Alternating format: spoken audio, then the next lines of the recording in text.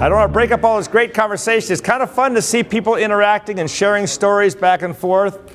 But, you know, I'm one of those guys who likes to start on time to end on time. And I gave it an extra 5 minutes today because of the weather. I suspect the weather may have held a couple people back or got them slowed down a little bit. Obviously, you should pick a spot where there's some paperwork, or at least grab some paperwork from a spot close by. My name is Steven Shuey. I'm with Personalized Property Management, as you well know.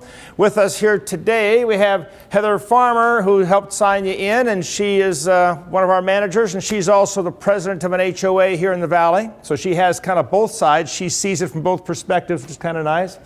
And then somewhere is Mike Livingston. There he is over there, our director of management. And then Rich Warfield, our company president. And we're really happy to have you here today to help talk a little bit and share stories about annual meetings and the election process.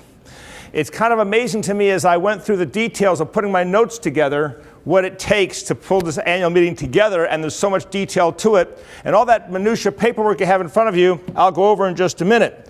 A couple of things real quickly in the way of disclaimers. As I've said every time,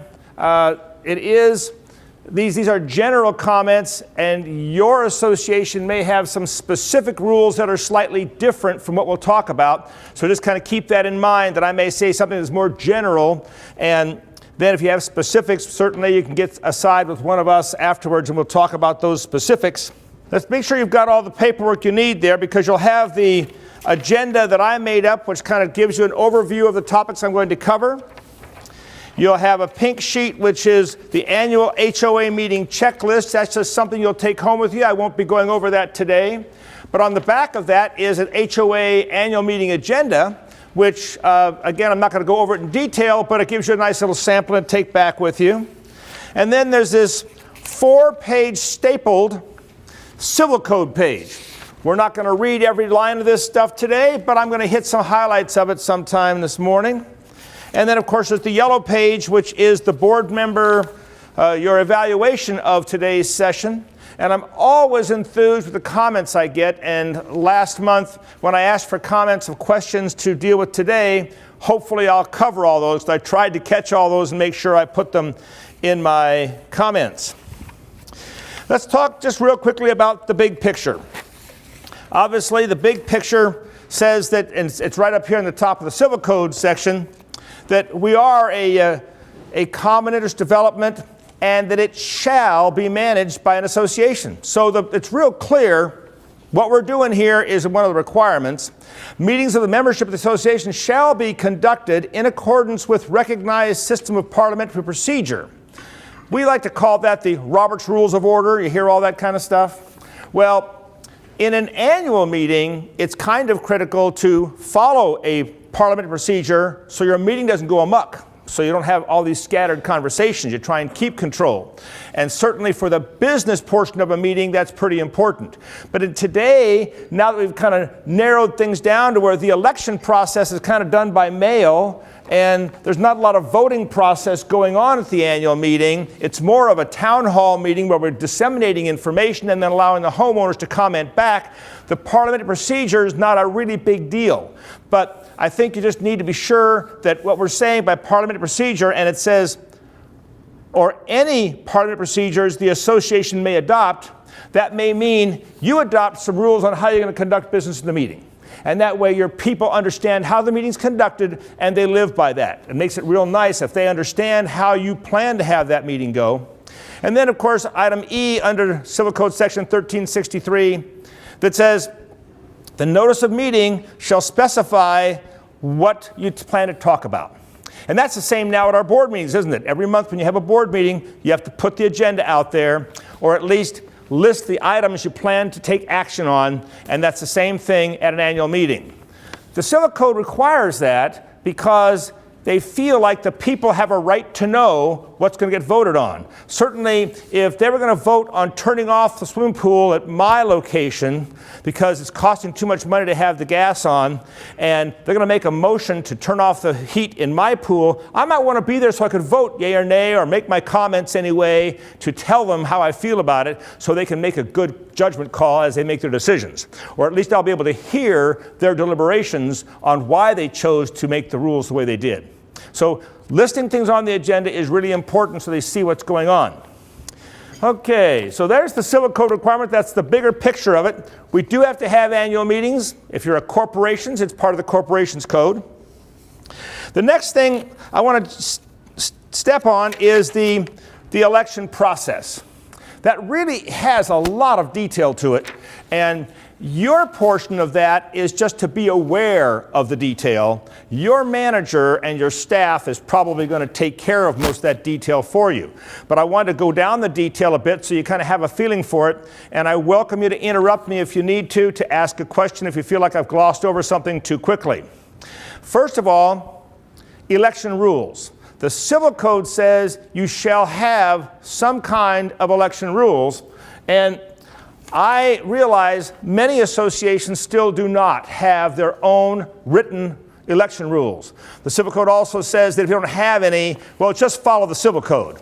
Well, that remaining portion of that 4-page document that I started a few minutes ago with this minor section up here, the entire remaining portion is about elections and how you conduct elections and how you work on getting people, how they can campaign and those kinds of things.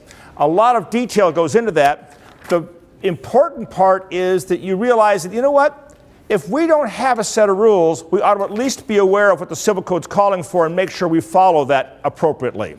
Your manager is going to help make sure you try and follow it as best they can, but they are much better served if you board members have a clue about what's going on there. You'll notice under 136303, it says you'll adopt rules that do all of the following. So everything in here on these 4 pages is critically important for you to be aware of.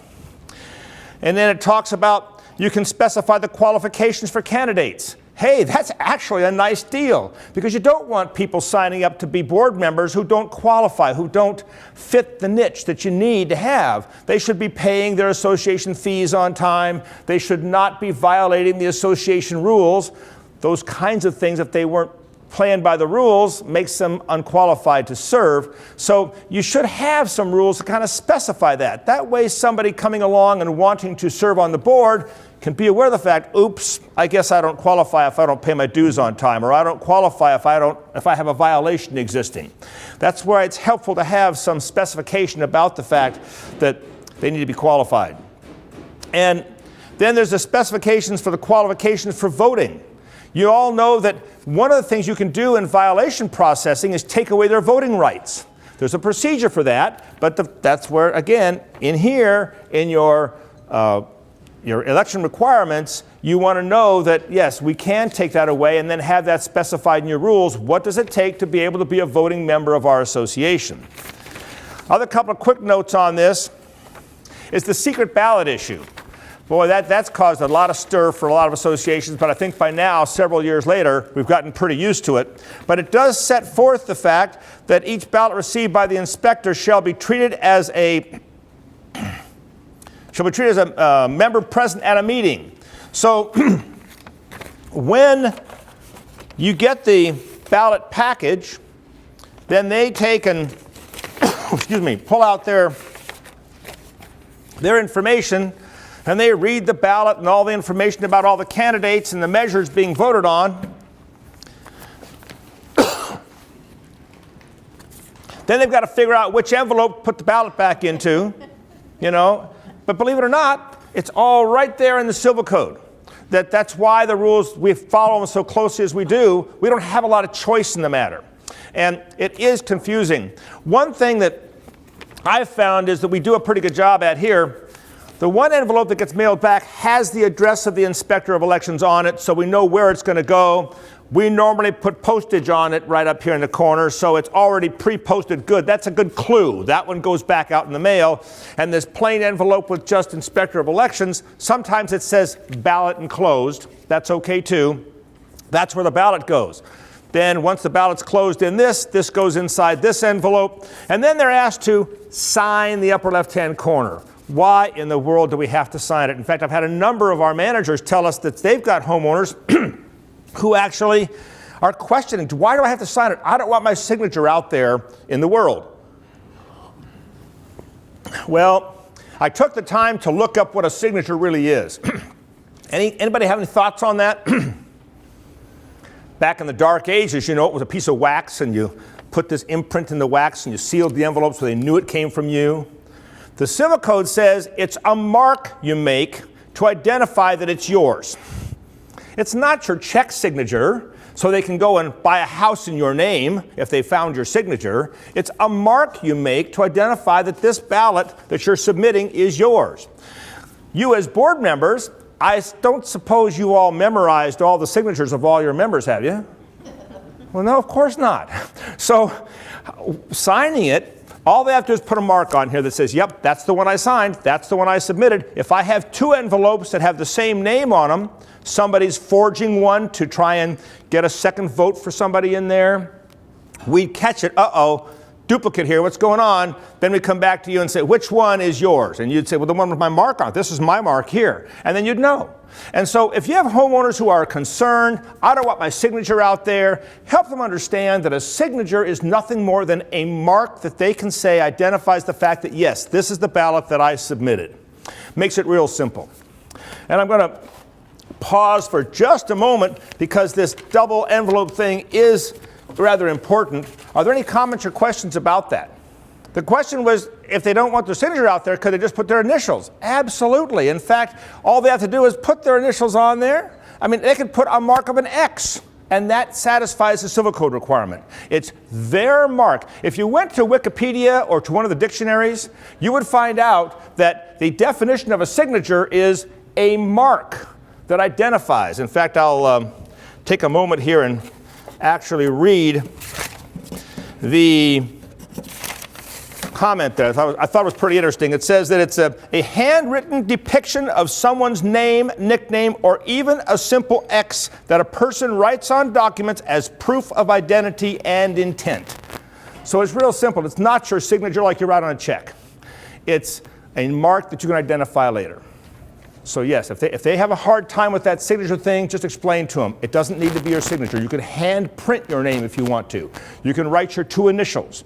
The only problem is going to be if I come back to you later and say, is this the one you turned in? I'd like you to be able to identify that mark and say, yeah, that was me. I did that one. So we know what's going on. We're going to have faith and trust that, first of all, one set of ballots went out to every homeowner. There aren't any duplicates out there.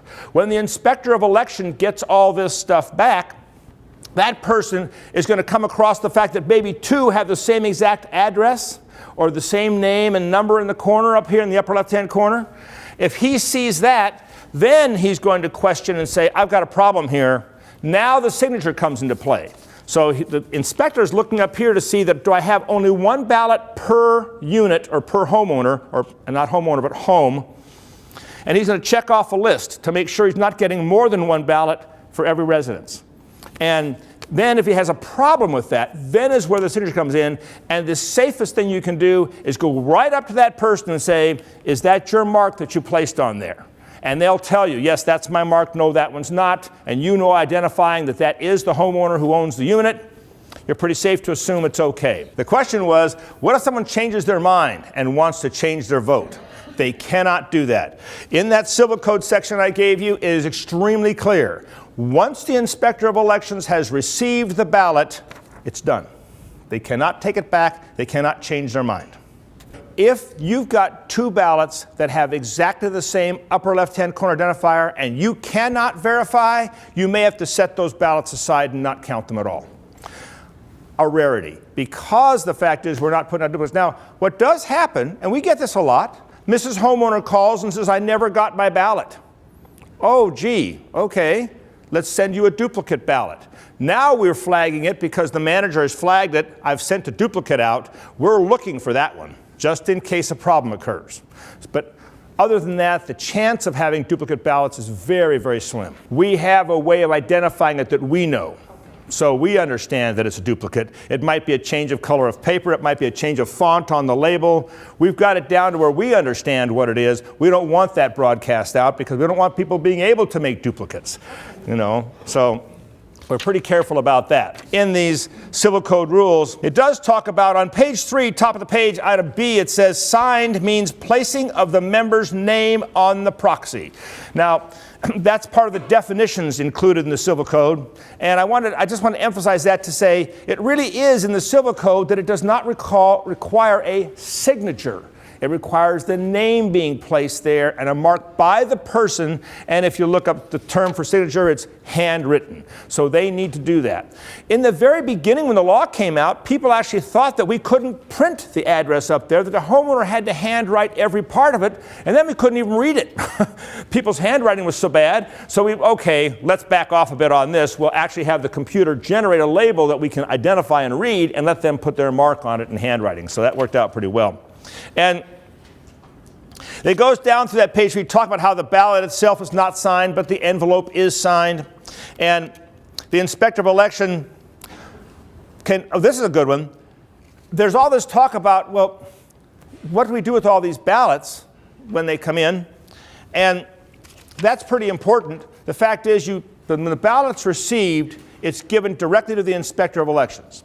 Now, you may have that ballot addressed back to the PPM office, and the manager holds them for the inspector of elections because that's the way you've set things up. If your inspector of elections is one of those people who says, nope, I want control of them, they're immediately given to that inspector of elections. In some associations, they actually specify that the inspector's home address is going to be on the envelope, so it goes directly to him and bypasses our office completely. That's perfectly acceptable. The fact is that the envelope, when it gets there, has to stay with the inspector, but the civil code does say that the inspector or his designee may verify the member's information and signature on the outer envelope prior to the meeting at which the ballots are tabulated. Prior to that, it says you can't open the ballots, you can't look at the ballots until the time to open them. Well, there's a little problem with that. The language wasn't clear, but what it says is don't open the envelope. But the outside envelope, which has the mark in the upper left-hand corner that identifies who voted, now the inspector can take a list of homeowners and check off who they received them from. They can identify back to the board, here's who I got ballots from, so the board can say, oh my God, I've got to have a telephone campaign so I can get people to send their ballots back. I need to know who didn't send it back so I know who to call. That's all perfectly legal to do that if you choose to. And quite frankly, I recommend it. You should put out a ballot measure in the mail. You should have preceded that by a newsletter item that says, by the way, be on the lookout for your ballot. Then the ballot gets there, and then a quick letter if you're having a problem getting them back, a quick letter after that that says, you should have received your ballot. Be sure and send it back, because that's what gets them motivated and excited to send it back and get it done. I thought that was pretty important. It talks about the fact that the election results shall be promptly reported to the board of directors and mailed out within 15 days. It's pretty clear here. The board shall publicize the tabulated results. That means you're going to tell them who voted for who. Not who voted for who, how many votes each member got. And there's been a lot of question about that. Do we have to tell them how many votes? Well, the civil code says you're going to send out the tabulated results. Now, if your homeowners aren't too concerned about it and you send out that these 3 people won the election and there's no numbers of how many votes they got and they don't seem to care, I wouldn't make a big deal of it. It's not a real important thing. But if you sense that your homeowners are concerned to know how many votes were there, then by all means, the civil code says put it on there. You can put that on there. Timing of this whole election process is really important. The fact is that you've got to start early. Be thinking about the whole election process early on. In fact, I would start thinking about it as soon as the election today is over, start thinking about next year's election. Start being aware of who would I want to have serve on the board next year when the time comes. And keep your eye on them through the course of the year. Are they the kind of people I want to have serve on the board? And then you throw a little hint out. By the way, you know, it'd be nice if you'd help serve one day. They'll get the hint. You've got a whole 12 months, or 9 months anyway, to put that together to figure out who should serve on the board. And you've got to pick the inspector of elections eventually. Now, some bylaws indicate that you pick the inspector of elections a year in advance. And then they're part of the whole process of the election process. Some bylaws are silent on that, and the Civil Code says you can have it picked right before the election. That's not a big deal. But if your bylaws specify a different timing, you need to be aware of that so you're following what your bylaws indicate. The question earlier was, who do we select as an inspector of elections? Our recommendation at PPM is that you hire a service that provides that. In particular, if you have a contentious election going on, where people are really up in arms about something, they're anxious about this vote, wouldn't it be better to have this totally independent group tabulating the ballots, actually preparing the ballots, mailing it all out, and getting it all back? Does it cost some money? Sure it does. It costs a little more than doing it yourself, but boy, I'll tell you, in the cases we've seen, it has been a great benefit to those associations because now the board is out of the picture, the manager is out of the picture, this independent person handled the entire process, and we have faith and confidence in that company that does the work. They're not all perfect, so don't pick the cheapest one necessarily. Have some confidence and know from your manager who the right one to pick is, but having an outside person do it is great. In the smaller associations where you haven't got a contested election, everything's running smoothly, yes, a homeowner can serve as an inspector of elections. There are some specifications though, and you'll see that in the Civil Code section. The inspector cannot be a person running on the slate. They can't be involved in the election that way. They should not be a board member or your manager. Now, many times we have the manager do it. What the Civil Code says is, should not be the board member or manager unless it is specified in the election rules that you've created. So as you pick out your inspector, just pick up this document here and look to see what it says about who can and who cannot, and then you can choose who you want to have. Many people, it also says, by the way, you cannot pick someone who works for the association, who has been paid by them. Well, that means your attorney can't do it, your CPA can't do it, your reserve analyst can't do it, your manager can't do it. Who can I get to do it? I'm going to pay this outside service. Now they're working for me. Can I have them too? The Civil Code's kind of dumb in that regard. It's convoluted, but what it's trying to say is specify in your rules how you want that to work and then follow it. That's really what it's trying to say. The question was, how do I find this inspector of elections? And you can find them because your manager knows who to call. So Joe's question was, can you also use somebody from another HOA, a homeowner in a neighboring HOA? Absolutely you can do that. In fact, I've been involved in associations where they have that mutual exchange. The two different associations happen to live side by side. This association picks a homeowner from this side to do their inspector of elections. This one picks somebody from over here to do theirs. And that way they've got that independent feel about it.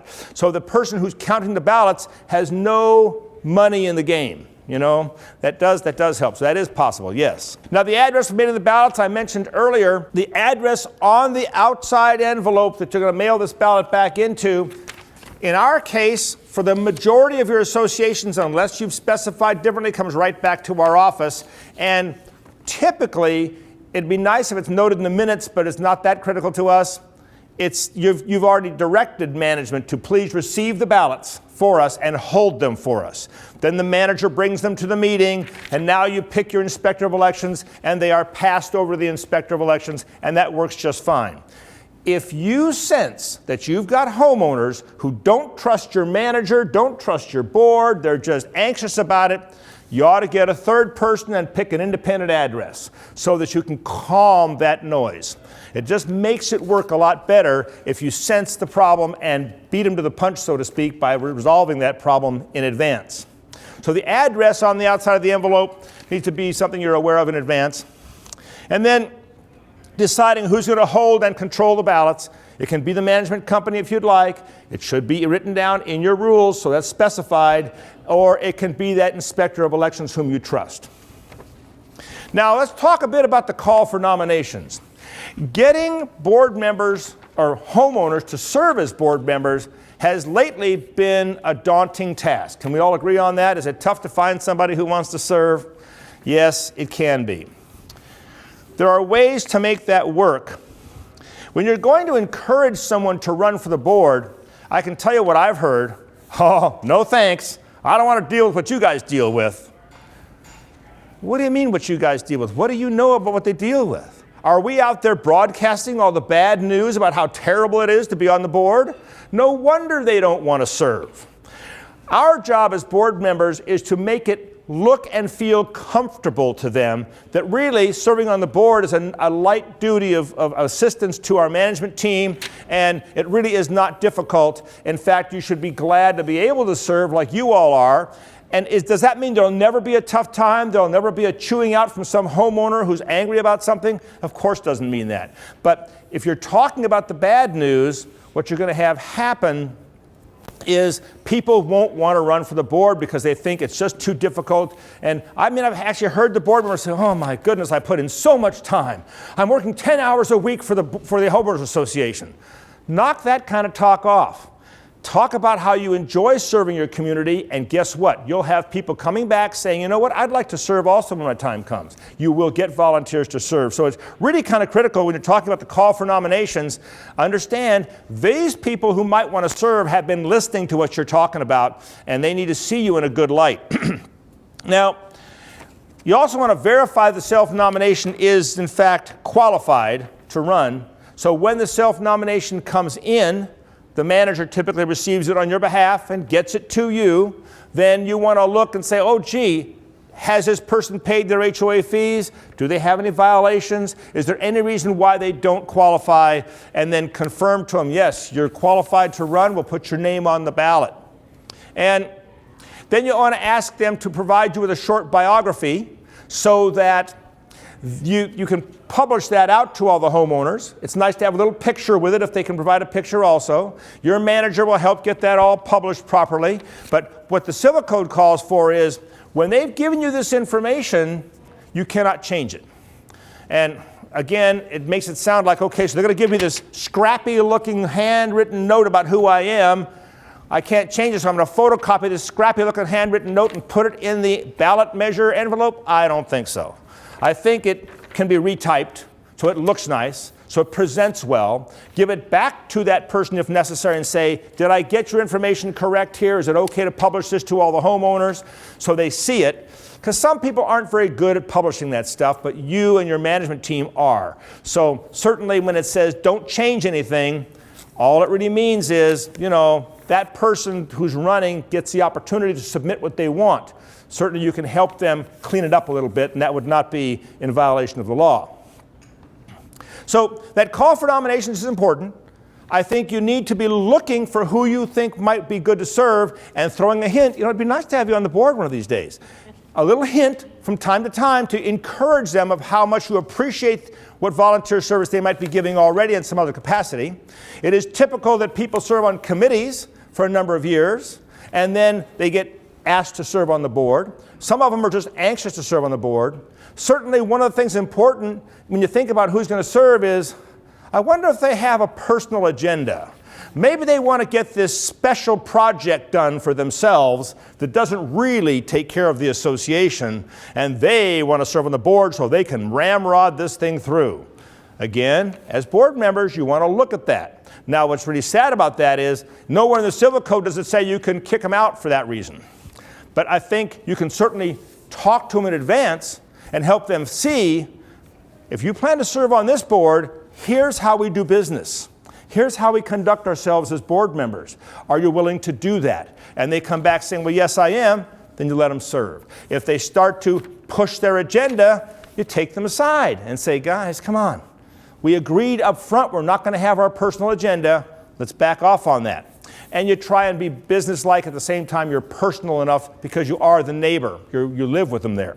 Question was, if somebody has a personal agenda, they're serving on the board now, and now their item they're pushing through comes to vote. It depends on whether or not they have a particular kind of interest, a conflict of interest. And if they do, they should recuse themselves. The board could certainly ask them to recuse themselves because of their partaking in it or their conflict of interest.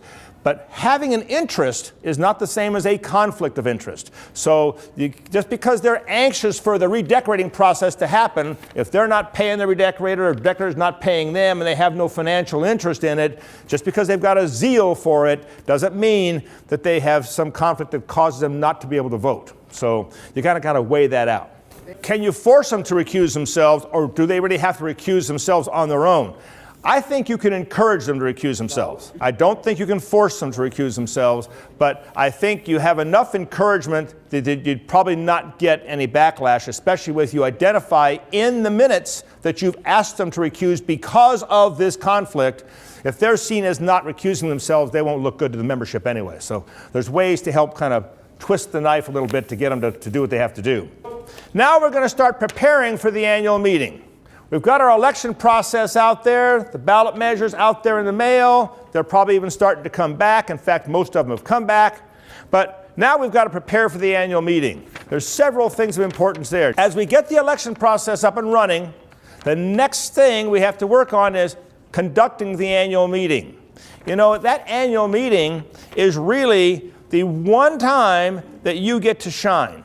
That you get to display how good the board really is, what nice things you've done for the association, give them a nice report on how things have gone, what the financials look like, and you get to finish and finalize the election process. But it's the time that you're now sitting up here in front of them, that you've invited them all to come, you've encouraged them all to come to the annual meeting. So keep in mind, you're now on display. Yes, you're on display at every board meeting if you have people showing up for it, but this is one where you've actually called for them to be there. So that's important to know. As you prepare for the election and annual mail-out materials, you want to be sure that the meeting announcement has all the right information. I oftentimes recommend our managers, as they're preparing your documents for you, that they give the whole set of documents to somebody else. Could you proofread this for me? Because it's so easy to say Thursday, November 30th, when in fact Thursday is December 1st. And it confuses people. So having somebody else pre-read that stuff, if you do your own, it's nice to have somebody else pre-read it. It is also good in the case of your manager where time permits, you start early enough, get all the documents ready to go, and ask them to bring them by the next board meeting so the board can actually look at them and be prepared what's going on out there. That's not a typical situation because most of you are up against the wall doing it at the last minute, and so your manager is expected to get it out. But if you start soon enough and start early enough, you can actually be prepared for that. Then the whole double envelope thing we've gone over several times. The ballot measure, I should talk a bit about that. There's more than just the names of the potential board members on the slate. Many times they include this IRS resolution known as the 7604. How many of you really know what that's all about? Very few of you do probably, huh? Let me help you a little bit to make sure we're clear on it. The IRS requires a nonprofit corporation to take any income that is what they call excess income of a particular type for nonprofits. And if you have excess income, the people, as part of the nonprofit, have to tell the board how they want that money handled. And there's three ways you can handle it. You can give it back to the people, you can roll it over to next year's operating fund, or you can put it in the reserve fund. Those are the three things you can do with it. The ballot measure really ought to have one option for them, yes or no. You all as board members and your team with management decide, what should we do with this money? If it's, you know that coming up next year, I'm going to have some excess funds this year, but next year I've got an expense coming up that's truly an operating expense. We may need this money in our operating fund. Let's roll it over in operating. Let's offer the ballot measure to the people that says, we would like to roll it over to operating, yes or no. And then, of course, they'll all vote yes because they trust your judgment, right? And that really is true. That's how it works. And so you board members need to think about that as you prepare the ballot measure. What are we going to do with it? Your manager will guide you. Your CPA will guide you. Here's what I suggest you do with this excess money.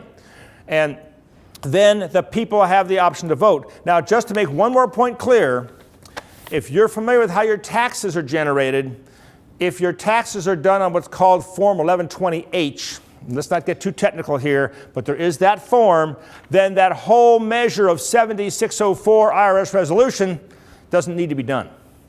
Because we can't tell how the CPA is going to do your taxes when we're preparing the ballot measure, most of the time we say, look, let's include that ballot measure item on there, get them to vote so we have it, so that then if the CPA at the last minute says, oh, I'm going to use a different form for your taxes this year, then the ballot measure is in place and done. And you're not too worried about that. But that's the second item that's going to be on the ballot measure. And then how about the minutes of the previous meeting? Now, most associations will bring those minutes to the board, to the annual meeting, and then have them vote on it there, and that's perfectly acceptable. Because the envelope became the qualifier of who's in attendance. Now, you may have a good quorum of envelopes there, but far short of a quorum of people in the audience. But in reality, by the very fact that the envelopes are here, you've given the power to the few people who show up. And so the few people can vote on the minutes and accept them, and that's fine. But you could also include a copy of the minutes in that ballot package and have that as one of the items on the ballot measure. So now they're voting for board members, they're voting for the IRS resolution, and then they're voting for the minutes to approve last year's minutes they can read. So those kind of items are on there. If you have a special item, then you ought to, of course, be talking to your manager to make sure you want to put that in the same ballot measure. If you have a specialty like an assessment you want to do or something like that, that might be something you'd put as a separate ballot measure as opposed to including it in this one. But all those things need to be talked about.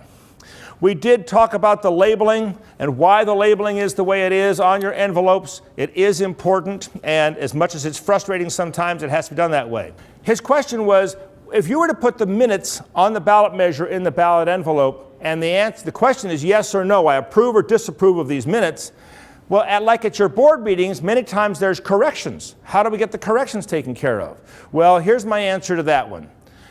You should be looking at those minutes immediately following that annual meeting for which those minutes are conducted. So if we have an annual meeting today, next week or at least next month, you should, as a board, be reviewing those minutes because you remember what happened at the meeting, and you can go through it and say, yes, the minutes are essentially correct. If you find they're not, you make the corrections. That's the time to do that. Now you're going to archive those minutes for a year till the next annual meeting. I don't know how many of you remember what happened at your last annual meeting, but I don't. In the case of your manager who's done several annual meetings, they don't either. So you're really far better off to review those minutes within a month or so after the annual meeting at your next regular board meeting. And what I've done on agendas I've prepared for our boards is you have that line item under minutes that says minutes of last meeting. That's the minutes of the last board meeting. And the next item says review of the annual meeting minutes. You're not approving them. You're simply reviewing them and making sure they're essentially correct so they can be filed away for next year. Make sense? We went over the envelope pretty well. Let's talk about receiving the ballots now. Again, it's who holds them. That's important for you to specify that. Your manager's willing to do that. Our management team certainly is. But if you don't specify it, then it should go to an inspector to hold them. You just need to get all that clarified in advance. Kind of prepare for that. Is there a record date? Many people talk about, well, when is it that I have to have it all set to go and who can vote? So let's assume for the sake of conversation, our annual meeting is today, and yesterday you took ownership of your home. Do you get to vote? Well, kind of like to be able to. I'm now a member of the association. I just bought my home here. Well, the Civil Code allows for you to say, look, our record date is the date we mailed out the ballots or some date that you pick. So now if you were an owner at this time, you may vote. Anybody who takes on ownership after that time doesn't really have the right to vote. You call that the record date. Here again, if you have a contentious election, if you have something going on where there's a lot of battling going on, be very careful how you handle that. But if everything's running smoothly and there's no question, no problem, and Mrs. Homeowner who just bought her unit says, I'd like to vote on this. I'm familiar because maybe that homeowner has been around the community renting for years and knows who's who and wants to have a say-so in it. You can hand them a ballot and they can vote. The real thing to be careful of is, did the prior owner vote? The Inspector of Elections can handle that for you and make sure that the prior owner, who's no longer an owner, therefore no longer valid really as a ballot, can be pulled out. And of course, there's always that chance that a prior owner will say, now, I was the record voter because the record date was there and you weren't on the, and all that conversation will happen. Again, be careful how you handle it. That's a rarity, but you want to think about those things. You want to satisfy the new owner coming in, but you don't want to upset the owner going out. So talk to your manager or your attorney if you have issues like that that really seem contentious. You want to make the election process run as smoothly as possible. I talked briefly about the fact you can count the ballots because the Civil Code says you can, and I want to touch on that again. When can they be counted? For quorum purposes, every single day until the day of the actual opening of the ballots. You can check to see how many ballots have we got so far. Do we need to encourage more people to return their ballots? You can do all that kind of stuff. There's nothing illegal about that. You can see who's turned in ballots and who hasn't. There's nothing illegal about that. What you cannot see is who voted for who, or how any person voted. The ballot itself is considered secret. So yes, you can look at the envelopes and see what's going on. Your Inspector of Elections is really the controller of that. So if you have the inspector picked and they're controlling the ballots, they would probably do well not to hand them to you to say, here, do what you want to do. They should count them for you and tell you who's on the list and who's not. And that keeps it clean, so nobody's going to come back to you and say, gee, you did this all wrong. The law allows you to do it, but that's because you become an agent of the Inspector of Elections. He actually appoints you the opportunity to look at those if you want to. There's a technical side of that. So you can at least encourage your homeowners to vote by looking to see who has voted. You simply cannot open the envelopes to see how they voted. That would be a clear violation. How about campaign issues? And that word cumulative voting we talked about a few minutes ago. In the Civil Code section, it talks about the fact that within 30 days of the election, the campaigning thing's got to be handled very carefully. You can't be out there campaigning for them. As the board, what you don't want to do is put in the ballots, we recommend you vote for this guy and that guy, because that's a clear violation. You do not want to do that in the ballot. Certainly up to 30 days prior, you can talk to all your friends and make all the encouragement you want to. There's no problem with that. The actual owner who's on the ballot really ought to be doing that. And you can certainly, when your friends ask you who should they vote for, you can tell them. There's not a problem with that. Certainly on the day that they're filling out their stuff, the 30 days prior, you ought to stay silent and say, you know what, it's really a choice you have to make. I've spoken my mind before. You know how I stand on this. I'm really not permitted to campaign for that person. So be careful about that. When it comes to campaigning, do you have to allow them to use the common area to do a campaign of their own? Yes, you kind of do. They are allowed to use common area buildings to hold a campaign meeting, but then you have to be careful because all of the candidates have that same right. So let's say you had 6 candidates on the ballot. Do you need to have 6 different big room meeting setups in order to get this all done? Maybe the board would rather set it up where you say, we're going to make the room available on this day. All 6 of you can come in and do your campaigning and do it all equally. But that's, again, can be handled delicately, but they do have a right to campaign. They have a right to publicize themselves. And your obligation is to not interfere with that process and to be equal and fair in how you allow them to use any of the methods of communication that you offer. Newsletter, for example. If somebody's going to come in and say, I want to put my little ad in the newsletter so that I can campaign for myself, well then all the candidates have that option. And before you allow one to do it, you should make darn sure you've offered it to all of them so that nobody can come back and say, how come you let him do it and I didn't get to do it? Well, he came and asked and you didn't ask. Well, they'll see that differently. They will think that you cheated somehow. So again, be careful with that kind of stuff. What about this cumulative voting thing? That is specific to your governing documents. Our recommendation, and the attorneys we've talked to are recommending that we do away with cumulative voting. Let's talk for a moment about what that actually is. In the old days, when they had the developer involved and few homeowners around, and then you've got this one homeowner who says, gee, nobody even knows me. I could never get voted in unless I had this one person put all of their votes onto my name so I could get enough votes to count. So they accumulate their votes. And cumulative voting says that you can take all of the available votes that you have and put them on one line item. So if I had 5 people running, I'm allowed to have 4 votes. I can take all 4 votes and put them on one person's name.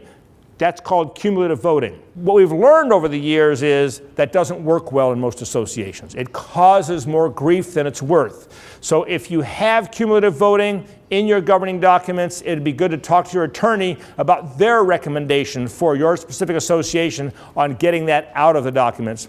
So then it becomes 1 vote for 1 candidate. And if you have 5 candidates on there and 4 of them are eligible, or you have 4 spots open, that means that you have 4 votes for 5 people. Then you pick your 4 votes across the 5, but only 1 vote per candidate. And that's the more standard way to do things. As we go on preparing for the annual meeting, remember to view this as your opportunity to shine before your membership. So planning is key. Don't jump up at the last minute. If your meeting is in January, don't start planning it in December. You ought to start planning it in, September, October? Give yourself plenty of time. Remember that as a board, all of your decision making happens at a board meeting. If you meet monthly, that means you might have, if you're 4 months out, you might have 4 meetings that you can talk about this stuff and make plans. Obviously, you'll make plans in between meetings and kind of solidify them at the meeting, but you really can't conduct business outside the boardroom. So you want to start planning far enough in advance and talk about things that you might want to bring up. If you have a contentious homeowner who's got an issue about the fact that you chose the wrong color flowers or the pool wasn't hot enough and you know he's going to bring that up at the meeting, start planning how you're going to deal with that issue when it comes before you. Make some notes. Make a plan that says, I'll tell you what, since I'm chairing the meeting, I'm going to call on you to answer that question so it feels good to them and it presents it well. Those kinds of plans and how you present yourself to your people will really make points for you as a board. It'll look like you have good things going on, that you have good communication among board members. I recommend that you make sure that the bulletins that announce the annual meeting are not only in the mail, in the packet, but they're also posted in the community in prominent locations wherever you might post your meeting notices well enough in advance that they can plan for it, that make a statement in the announcement that encourages them to come. In fact, I suggest that you kind of plan something special. I've heard of some associations where they have a barbecue immediately after the annual meeting. Invite them all to that. Some of them have another event of some kind. How about a raffle for 2 nights dinner at a country club, or at the local restaurant in town, so that you can encourage them to come and they get a door prize ticket as they walk in the door, and then somebody wins the dinner for 2 at the local restaurant. That expense can be handled by your association, and it's well worth it. The question always comes up, how do we pay for that dinner for 2? The association has the right, as a board you have the right to dedicate some money in the budget towards this kind of issue, the annual meeting cost. The cost of the meeting includes encouraging them to get there, includes the postage on all the envelopes to mail the notice of meeting out, includes all the printing of all the documents, and why not have it include that encouragement that I decided on, a $50 or $100 gift card given to somebody who wins it that encouraged them to all to come. Your association can afford it, just budget for it. That's the thing you want to do there. So make a plan on how you want to conduct this meeting and then share it with your manager so that everybody's on the same page here. Here's how we're going to do business. I even recommend that you even plan a rehearsal. Now, okay, there's all the talk about, wait a minute, I can't have all my board members in the same room at the same time without having a noticed meeting.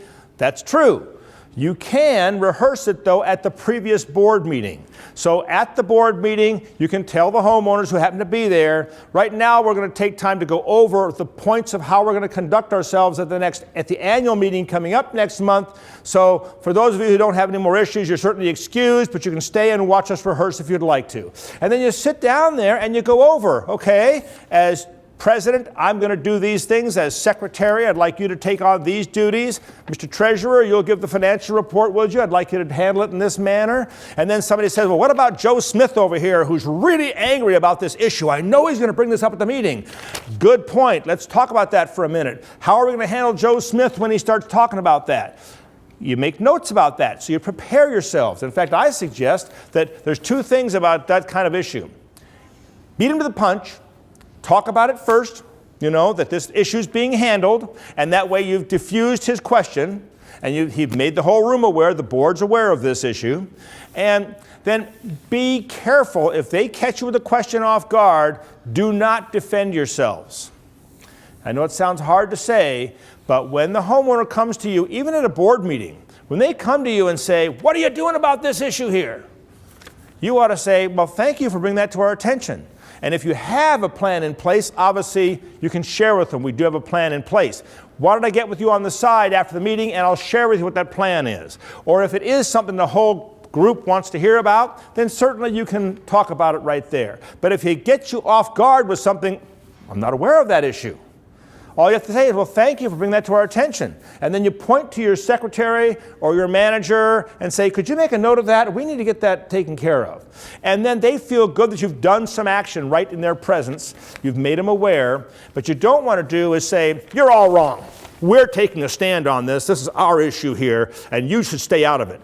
You just inflamed the issue and made it worse. So again, how you present yourself to your people is clearly important so that you give the right presence, that you're showing them you're there serving them. Whether you like it or not, that's really what we're doing. We're serving our people. And we're going to deal with that issue, but we're not going to take a lot of time at this meeting to take your personal problem and make the whole room sit here and listen to that. We'll deal with it on the side. There are times when this disgruntled homeowner starts making a real issue and starts pointing the finger at this board member who didn't deal with them correctly. It's hard to deal with the rude people.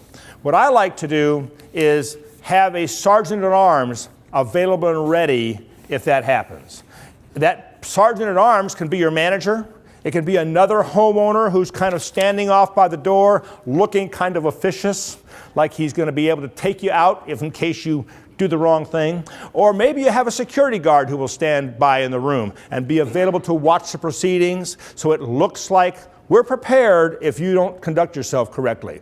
It's amazing how that will calm things down. But the handling of them, it's much better not to fight them in the room. Tell them you're really concerned about their issue and you do want to talk to them, but let's not waste everybody's time here on that issue. Let's talk about it on the side and then we'll get it taken care of. There could be an issue where they're bringing up an issue that the whole room's interested in, and you'll talk about, well, let's take it out on the side and talk about it, and the rest of the room says, no, you won't. Let's talk about it now. Then be gracious and say, okay, let's do it. Remember, you're the homeowner who lives in that community just like them. You're not the benevolent dictator up here trying to make all the rules and make things miserable for them. You're a team member with them. And so if you present yourself as being part of the team, that I want to help solve the problem, help me out here. What is the problem you're talking about? Share that with me. And then as they share it with you, you get your wheels turning about how I'm going to respond to that in a very positive light so they feel good about the fact the board is taking good care of them.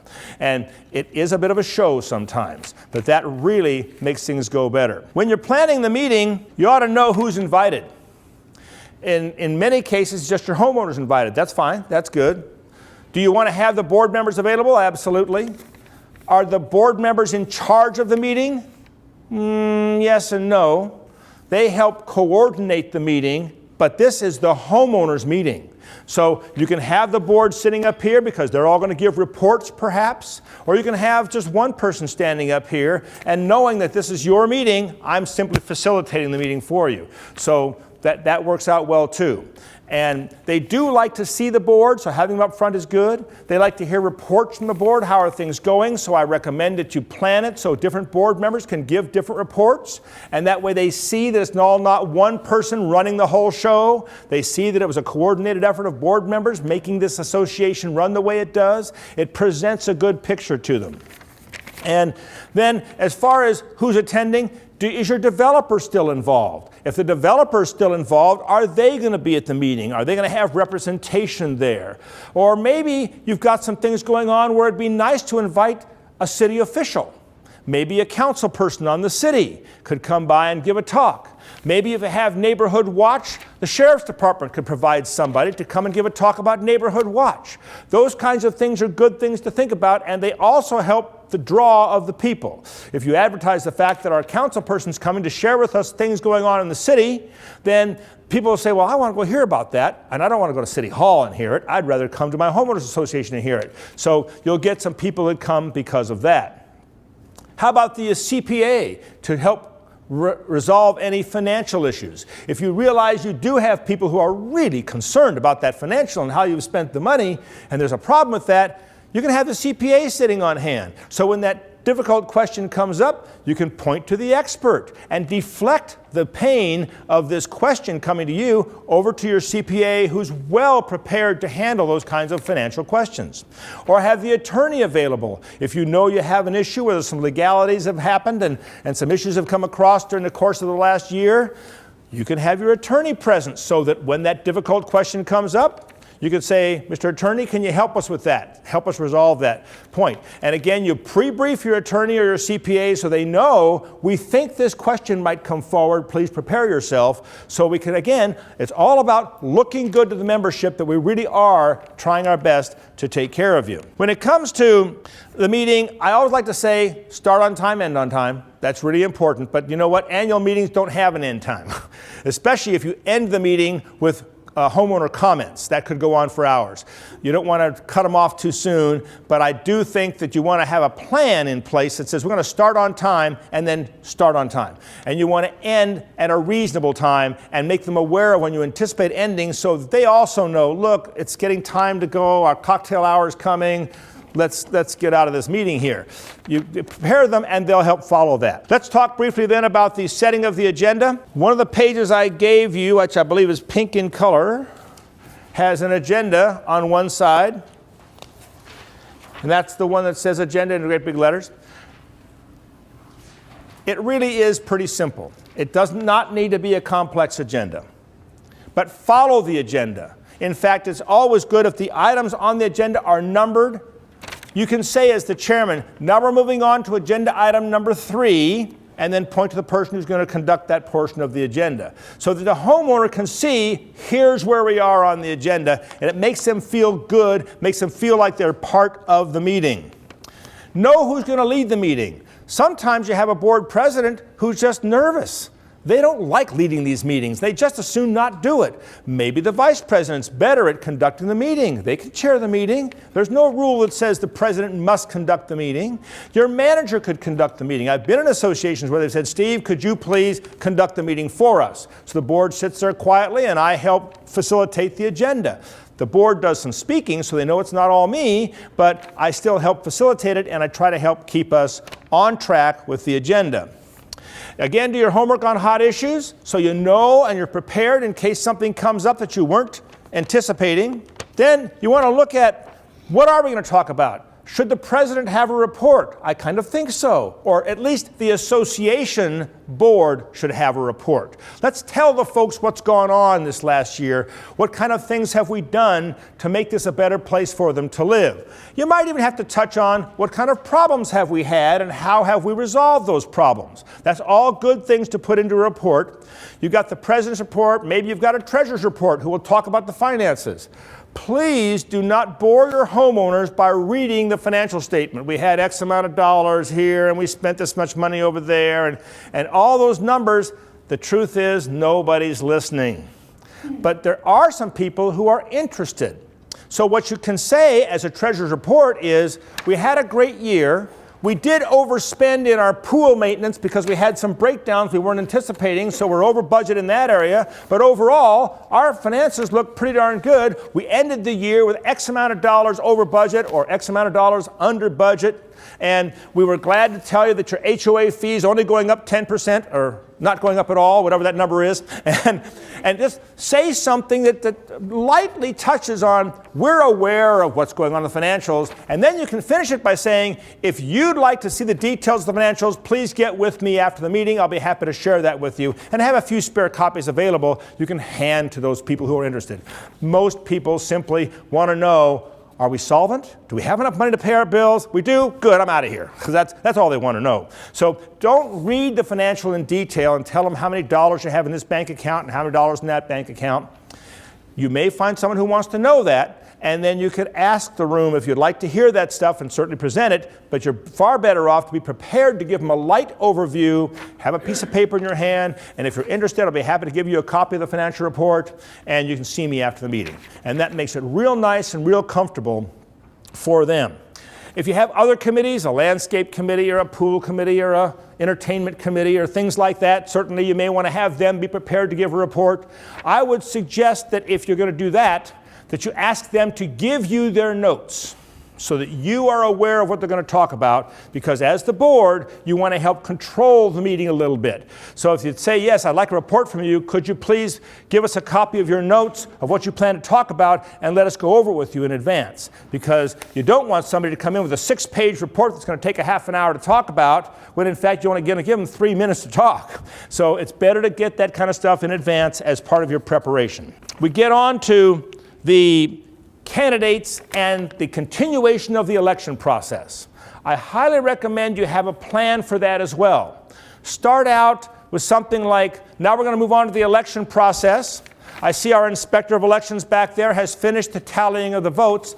Let's take a moment and introduce those members of the board who are going off the board, name them, thank them, maybe give them a certificate for serving on the board and thank them for their service, make them feel good about it, and everybody's all real gracious about that. And then announce the names that are on that ballot that all those people saw. Okay, the question was, what they do on their agenda is they put a line item on the agenda that says they're declaring the election closed, so all the ballots that have been received are all they're going to get. They won't take any other ballots at that time. You can do that. That is not a requirement, and it does help to be able to say we're now going to give our ballots back to the inspector to start the counting process. In many cases, that inspector was picked out long before. He's been controlling the ballots anyway. So you might want to say, yes, at the start of the meeting, in the opening introductions, one of the introductions might be the inspector of elections back there. And as a part of that, you're saying he is now going to start counting the ballots, so that you're kind of announcing that's what's happening back there. That certainly is a good point. And take the time to share with the fact you have the inspector, that's who's doing the counting. You might even have a case where the inspector has, say you have a community of 300 homes, now you've got these 250 ballots to count. Well, maybe you need some help.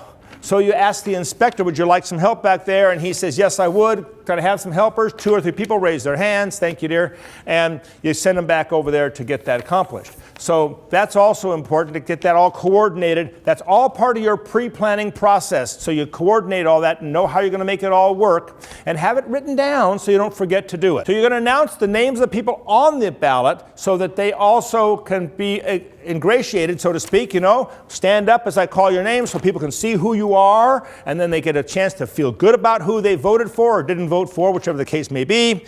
And that kind of helps set the tone for now we're going to tell you who won. And you've thanked those who served. Some of those who served may be serving again because they're on the ballot again also. And you've got the new people in the audience. Then you call the inspector of elections up. Who actually is going to announce the tabulated results? It doesn't really matter. The fact is, in most cases, the inspector will announce them for you. You call him up to the front, would you please tell us the tabulation of the votes? And he stands there and reads to you what the tabulation was. But it might be where he says, yes, I have tabulated the votes, here are my results, and he hands them to the chairman who's conducting the meeting. And that person reads the tabulations. That's fine. There's not a big deal about that, but you do want to announce the results right there. And then the next step, of course, is a swearing in. Bring them up front and have them raise their right hand. I duly swear that I will be a good board member? Well, no, of course we can't do that. I understand that. But the fact is that there is a board member code of conduct. On your way out of the room today, on the table on the way out the door, there's this green sheet. And it is the board member code of conduct. It's just a summary of kind of things you might want to talk to your board about helping them understand, as a board member, you've been elected and you've agreed to follow our code of conduct that we have established as a board. So this will help you get a code of conduct established if you choose to do that. I do kind of recommend that you have procedures for the board, and a code of conduct makes that work pretty well. Good question. He says, what happens at an annual meeting if you don't have a quorum established by the number of envelopes you receive, or in the case of some meetings of the proxies and people in presence, you don't have a meeting. If you have a meeting and there aren't enough envelopes to fill the proxy count, so you have a quorum established by your governing documents, the minimum number you must have, then you need to say, I'm sorry, we didn't make our quorum. We have to establish a new meeting date, and you have to establish it within the guidelines, which is not less than 5 days, I think it is, and then have a meeting down the road. And then your quorum count typically changes. So instead of being 60% quorum requirement, it might go down to 25% quorum requirement. So now you've made the quorum requirement so you can hold the meeting. But I tell you, you shouldn't ever have to have that second meeting. If you board members encourage your homeowners correctly, and you do a telephone campaign or a second letter writing to encourage them to return the ballots, you precede the election by talking about the importance of sending back that ballot when you get it, by putting it in the newsletter or talking about it at board meetings, because you want to get the scuttlebutt around the community talking actively about that. You won't have to worry about having a second one. And if you track the ballots coming in and you find, whoa, we've got 5 days left and we are missing about 20 ballots, who's missing? You get the list of names of who has not voted yet, then you make a phone call to them. Did you turn your ballot in yet? We need the ballot so we can conduct our meeting. And some will say, forget it, I'm not interested. But some will say, oh my God, I forgot, I'll do it right away. Some will say, I've misplaced my ballot. Can you get me another one? Sure, we can make that work. So a phone call to them really helps them realize you're concerned. You don't care who they vote for. All you're concerned about is that I get this envelope. In fact, when the guy comes along and says, I don't want to vote, that's okay with me. You don't have to vote. Send me back the empty envelope. I'll take that, because all I want is that signature up in the corner so that I can count you as a valid member attending the meeting. And so you can really make things work where you can get the meeting to be held. After the election, an important thing, your manager is going to take care of this for you, but you should certainly direct them to do this.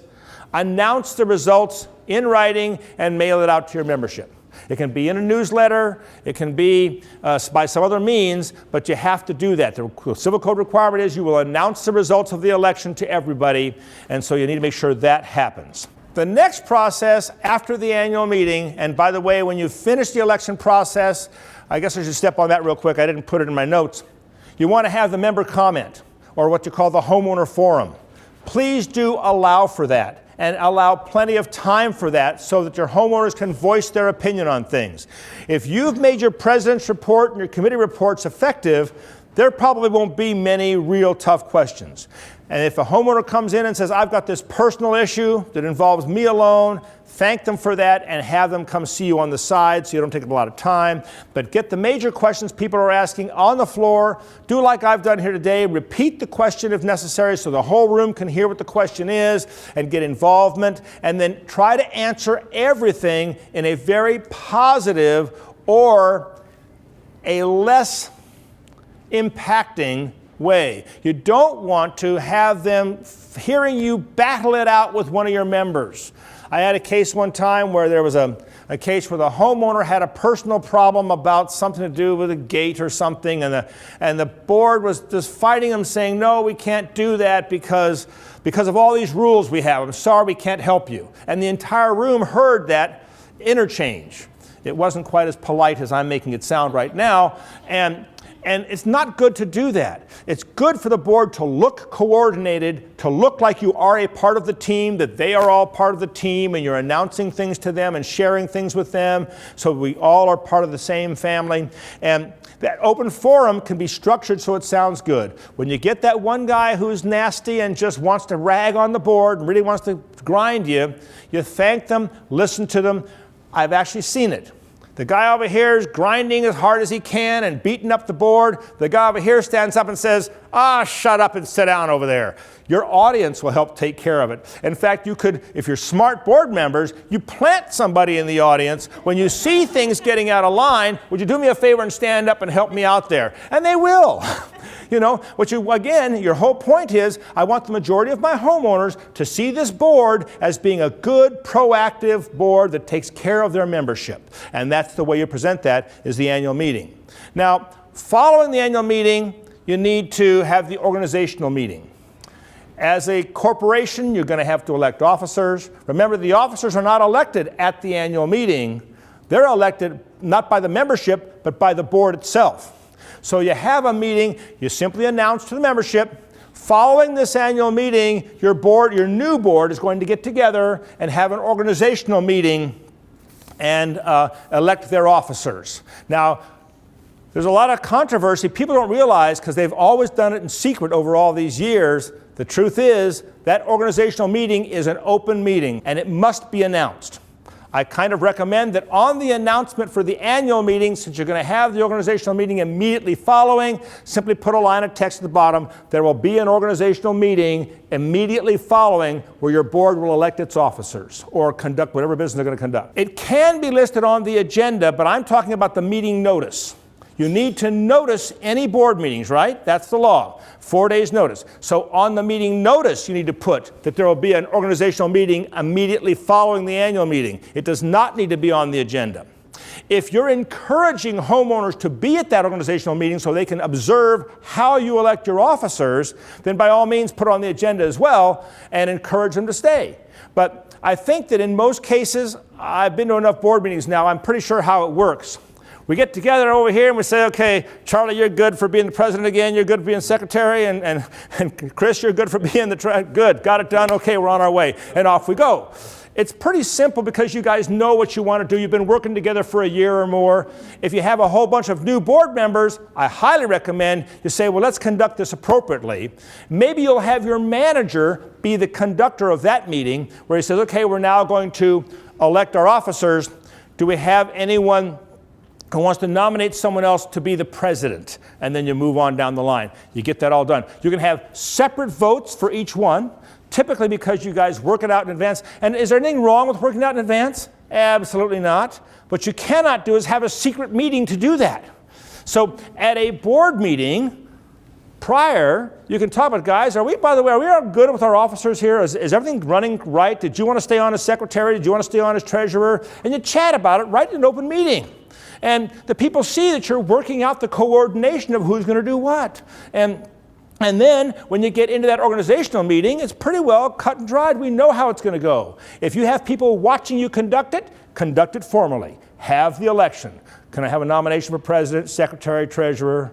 And then you can vote on them independently or put them as a package on a slate. We now have a slate that votes these people. Are we all in favor, yes or no, and get it done formally. That the real formal part is the minutes that follow, so that in the minutes you actually identify who was elected as the officers. Even though you may come up and have that side conversation, you're all good, yes we are good, the minutes need to specify that you elected them. Now I've seen where people actually include that in their minutes of the annual meeting, right at the bottom. They just have the separate meeting. But it is not the same meeting. It's not, you don't want your people believing that they are involved in choosing your officers. Your board is involved in choosing who's going to do what on the board, and the people don't have a say-so in that. They certainly can observe the function, but you board members choose it. And it should be a separate independent meeting, but it can be right after, and certainly if it's convenient to have it in the annual meeting minutes as a separate set of minutes, but really, minutes ought to be separate on separate pages even. So that's what I recommend there. Okay, now you've got the annual elections done for the officers. It's quick and easy. Don't make it a big deal. Then pass the gavel, do it graciously. If a new president's taking hold, offer that person the gavel and thank them for taking the position and offer your assistance to make their tour a good term so they feel good about having the position they hold. And then I do recommend a little talk about here's how we plan to conduct business this year. We're going to have 12 meetings throughout the year, or maybe we're only going to have 4 meetings or 6 meetings, whatever your association standard is. And we're thinking about when we want to conduct those meetings. Now, if you're going to do that kind of talk, again, the law requires it be on the agenda. So yes, you put on the meeting notice that we're going to have the organizational meeting to elect officers and discuss the calendar for the upcoming year, or something like that, so they know that's what your plan is. You don't have to resolve anything specifically except the election, but you at least want to have it so you can talk about these things and not be in violation of the law. And then somebody asked me in one of their notes to explain the various positions. So I'm going to take 1 minute and do that. The president is, in fact, the chief executive officer of the corporation, and the president has really some authority as far as signing documents and conducting the meetings, but the president is a board member just like the rest of you. And unless the board has authorized the president to have certain powers of the board, that president is just like the rest of you. He's a board member. And business is conducted by the board, not by the president. Same thing with the treasurer. Your treasurer's duty is to be aware of the financials, reviewing the financials and looking to see how things are happening, advising the board when he sees problems occur. But that doesn't give the treasurer the right to go move money from bank A to bank B to get better interest on his own. The treasurer is still just a board member, but he has that title. So you want to be sure and talk about the fact that all of us serve the community here, and we serve as a board. And none of us are going to independently go out and talk to our homeowners and make decisions for the board without bringing it back to the board. It's really simple for an officer to say, you know, I'm just an ordinary board member here. I may be the vice president, but the truth is I have no more power than the rest of our board members, so let me take your issue back to the board and we'll discuss it as a board. And your homeowners like that. They don't like the fact there's going to be another delay in the bureaucracy of things, but the truth is that's the right way to handle it.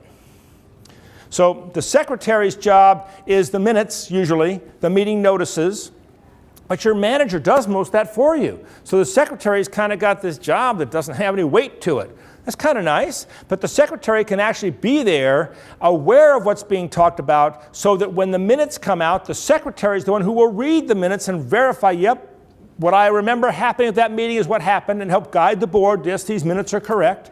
The secretary is going to be the official signatory on most documents. Most documents call for either the president or the secretary to sign those documents, so they have an official power there. They're not just a bump on a log. They actually have some duties to take care of. But they don't have to officially take the minutes. You can ask management to take the minutes for you. You can hire an outside secretary to do it. Or the board member secretary can certainly take the minutes and then get them all prepared and typed up. That's okay. So your president kind of runs the meeting and helps coordinate things. Your president helps set the agenda, but hopefully your president coordinates with all the board members to help make that setting so that you're all aware of what you want to talk about on the agenda so nothing's forgotten. And your vice president, it takes the place of the president in his absence. The vice president really a lot of times has nothing to do, but I've seen boards where they let the vice president have more control than the president. The president becomes the figurehead who actually conducts the meeting. The vice president does a lot of the minutiae work that the president might normally do in coordinating things with committees. And then they're preparing themselves to be the president in a future year. So vice president can have some duties or not, but certainly be available to take the place of the president in their absence at a meeting. And then your secretary is going to monitor the minutes, sign documents. Maybe when contracts are being let, the secretary can certainly sign on behalf of the board. One thing about signing documents, when you're signing them for the board, that's who you're signing for. You're not signing your name as the authority on this. You're signing on behalf of the board, whether you're president or secretary. And I highly recommend you even put above your signature, for the board of directors, and sign your name so it's clear on there that it's not me. It is the board that I'm signing on behalf of. and then the treasurer monitoring the financials, giving guidance. That doesn't mean the treasurer can't go out on his own and look for good investments and talk to the investing counselor. That's fine. But he cannot do anything. That treasurer needs to come back to the board and say, here's what I've discovered, here's what I'd like to recommend we do, and present it to the board so they can make the decision. Some documents actually say the treasurer shall sign all checks of the association. Those are rather outdated documents because today we have electronic processing where nobody signs the check. It's done electronically. So my recommendation is, though, that not so much that they sign the actual check, but that they approve the payment being made. So where it does talk about signing checks, rethink that and recognize that what they're really trying to get down to here is that an officer of the corporation approves the payment being made, and once the approvals are made in accordance with the policy that you board members establish, you can have your manager sign the check. That's just a way of getting the money out there. The actual approval is what you're concerned about. So again, that's a good policy setting thing, that the board should spend time setting policies of those types and working it out. There has never been a time when you've been permitted to discuss business by email. What you have been permitted to do, and you're still permitted to do, is take care of action without a meeting with a 100% vote on a written document. But the intent of that was never that you conduct daily business that way. The intent was you conduct urgent business that can't wait till the next meeting. Now, we've blown it out of proportion because for years now we conduct daily business by email back and forth, and when 5 of us have all agreed on this in a 5-member board, we take the action and we just do the business. That's never been appropriate, even though it's been happening. What happened was the state came through and said, knock that off. No more of this emailing back and forth and conducting business. But if you have an emergency and you have to get a decision, yes, you can conduct that by email. So even though it all talks about all this change, all the state's trying to do is say, get back to what we asked you to do. Conduct your business at board meetings, at officially announced board meetings, and knock off all this side conversation where your people aren't aware of what you're talking about. That's what the state's after. So if you've got an issue, major expense because a malfunction occurred over here, you can call an official meeting. If it'll wait 4 days, call a board meeting of 4 days' notice. If it's an emergency, get them together on the telephone and discuss the business and get it handled. And then announce at the next meeting, due to the emergency, we had to take this particular action, and we did it in this manner, and note that in the minutes. I do want to thank you again for spending the time here and listening to all this. And on your way out, there is the green sheet on the table that you can pick up, which talks about the, what does it say, Steve? It says something real nice about board policies. Okay, thanks again.